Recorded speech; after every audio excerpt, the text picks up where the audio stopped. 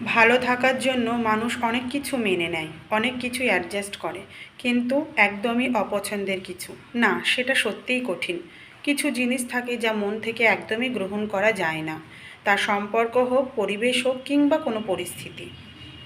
অপছন্দের কিছুতে জোর করে মানিয়ে নিতে গেলে একসময় ভেতর থেকে ক্লান্তি আর হতাশা গ্রাস করে নেয়। তাই তো মানুষ নিজের শান্তির জন্য কখনো কখনো কঠিন সিদ্ধান্ত নেয়, দূরে সরে যায়, নিজেকে বাঁচানোর চেষ্টা করে। কারণ ভালো থাকা মানে শুধু টিকে থাকা নয়, বরং মনের শান্তিটাও বজায় রাখা। সবাই চায় সুখে থাকতে, কিন্তু সত্যিকারের সুখ আসে তখনই যখন আমরা নিজেদের প্রতি সত্য থাকি। তাই অপ্রিয় কিছুতে জোর করে আটকে না থেকে বরং যা আমাদের মানসিক শান্তি দেয় সেটার দিকেই এগিয়ে যাওয়া উচিত। কারণ দিন শেষে নিজের ভালো থাকার দায়িত্ব নিজেরই। নিজের ভালো রাখার দায়িত্ব কেউ কিন্তু নেবে না। অতএব যেটা করলে নিজে ভালো থাকা যায় সেটাই সবসময় করতে হবে। কারণ তুমি যদি একবেলা না খেয়ে থাকো, কেউ এসে তোমাকে এক থালা ভাত মুখের সামনে তুলে দেবে না।